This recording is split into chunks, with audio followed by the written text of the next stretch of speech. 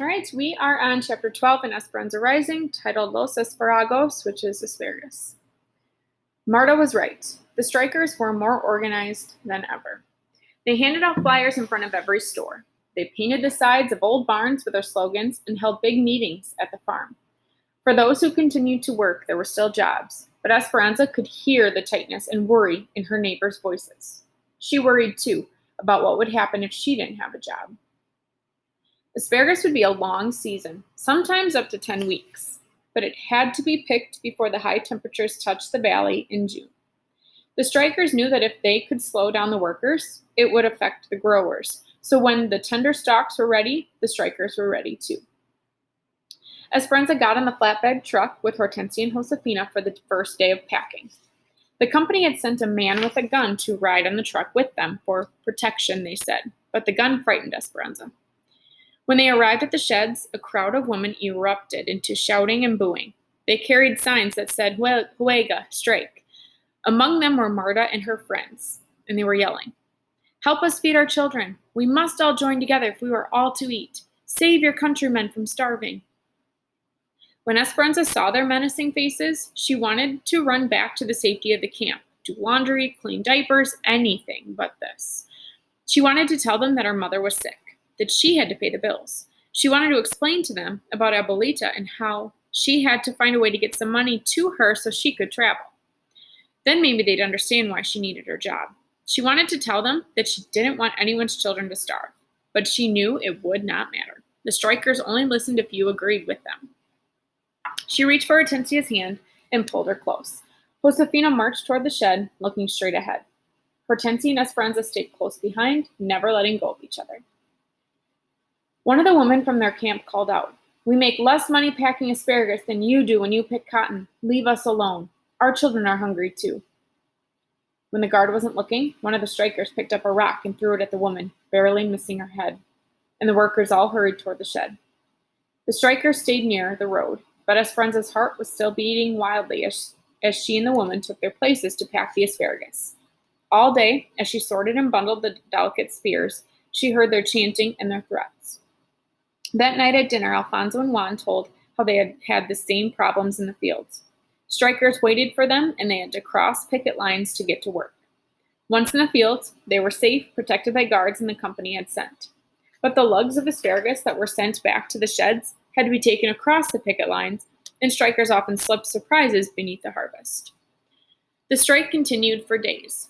One afternoon, as Josefina took a handful of asparagus from a crate, a large rat jumped out at her. A few days later, Esperanza heard a terrible scream from one of the women, and several writhing gopher snakes slithered out of a crate. They found razor blades and shards of glass in the field bins, and the women, usually efficient and quick to unpack the asparagus, slowed down and were hesitant to grab the vegetables from their boxes. When several of them heard a rattling from beneath a pile of stalks, the supervisors took the entire crate out to the yard, dumped it, and found an angry rattlesnake inside. "It was a miracle that no one was bitten by that snake," said Hortensia that night at dinner. They were all gathered in one cabin, eating caldo de albondigas meatball soup. "Did you see it?" asked Isabel. "Yeah," said Esperanza. "We all saw it. It was frightening, but the supervisor cut its head off with the hoe." Isabel cringed. "Can't they do anything to the strikers?" asked Hortensia. "It's a free country," said Miguel. "Besides, the strikers are careful. As long as they stay near the road and the guards don't actually see them do anything aggressive, then no, there's not much anyone can do. It's the same at the railroad. I pass the picket lines every day and listen to the yelling and the insults." "It's the yelling all day that bothers me," said Hortensia. "Remember, do not respond to them," said Alfonso. "Things will get better." "Papa," said Miguel, "things will get worse. Have you seen the cars and trucks coming through the pass in the mountains? Every day, more and more people. Some of them say they will pick cotton for 5 or 6 cents a pound and will pick produce for less. People cannot survive on such low wages." "Where will it end?" said Josefina. "Everyone will starve if people work for less and less money." "That is the strikers' point," said Esperanza. No one said anything. Forks clinked on the plates. Pepe, who was sitting in Esperanza's lap, dropped a meatball on the floor. "Are we going to starve?" asked Isabel. "No, mija," said Josefina. "How can anyone starve here with so much food around us?" Esperanza had grown so accustomed to the strikers chanting while she packed asparagus that the moment it stopped, she looked up from her work as if something was wrong. Hortensia, do you hear that? What? The silence. There's no more yelling. The other women on the line looked at each other. They couldn't see the street from where they stood, so they moved to the other end of the shed, cautiously looking out to where the strikers usually stood. In the distance, a caravan of gray buses and police cars headed fast toward the shed, dust flying in their wakes. Immigration, said Josefina. It's a sweep. The picket signs lay in the ground, discarded, and like a mass of marbles that had already been hit, the strikers scattered into the fields and toward the boxcars on the tracks, anywhere they could hide. The buses and cars screeched to a stop, and immigration officials and police carrying clubs jumped out and ran after them. The women in the packing shed huddled together, protected by the company's guard. What about us? Said Esperanza, her eyes riveted on the guards, who caught the strikers and shoved them back toward the buses. They would surely come into the shed next with so many Mexicans working here. Her fingers desperately clenched Hortensia's arm. I can't leave Mama. Hortensia heard the panic in her voice. No, Esperanza, they're not here for us. The growers need the workers. That's why the company guards us. Several immigration officials, accompanied by police, began searching the platform, turning over boxes and dumping out field bins. Hortensia was right. They ignored the workers in their stained aprons, their hands still holding the green asparagus. Finding no strikers on the dock, they jumped back down and hurried to where a crowd was being loaded onto the buses. Americana, Americana, yelled one woman as she began to unfold some papers. One of the officials took the papers from her hand and tore them into pieces. Get on the bus, he ordered. What will they do to them? Asked Esperanza. They'll take them to Los Angeles and put them on a train to El Paso, Texas, and then to Mexico, said Josefina. But some of them are citizens, said Esperanza. It doesn't matter. They're causing problems for the government. They're talking about forming a farm workers union, and the government and the growers don't like that. What about their families? How will they know? Word gets out. It's sad. They leave the buses parked at the station until late at night with those they captured on board. Families don't want to be separated from their loved ones and usually go with them. That's the idea. They call it a voluntary deportation, but it's not much of a choice. Two immigration officials positioned themselves in front of the shed. The others left on the buses. Esperanza and the other woman watched the despondent faces in the windows disappear. Slowly, the woman reassembled on the line and began to pack again. It had all lasted only a few minutes. What happens now? Asked Esperanza. La Migra will keep their eyes open for any strikers that might be back, said Josefina, nodding toward the two men stationed nearby. And we go back to work and feel thankful it is not us on that bus. Esperanza took a deep breath and went back to her spot. She was relieved, but still imagined the anguish of the strikers. Troubled thoughts stayed in her mind. Something seemed very wrong with sending people away from their own free country because they had spoken their minds. She noticed she needed more bands to wrap around the asparagus bundles and walked to the back of the dock to get them. Within a maze of tall crates, she searched for the thick rubber bands. Some of the boxes had been tossed over by the immigration officials, and as she bent down to set one straight, she sucked in her breath, startled by what was in front of her. Marta was huddled in a corner, holding her finger to her lips, her eyes begging for help. She whispered, Please, Esperanza, don't tell. I can't get caught. I must take care of my mother. Esperanza stood frozen for a moment, remembering Marta's meanness the first day in the truck. If she helped her and someone found out, Esperanza would be on the next bus herself. She couldn't risk it and started to say no. But then she thought about Marta and her mother holding hands and couldn't imagine them being separated from each other. And besides, they were both citizens. They had every right to be here. She turned around and headed back to where the others were working. No one paid any attention to her. They were all busy talking about the sweep.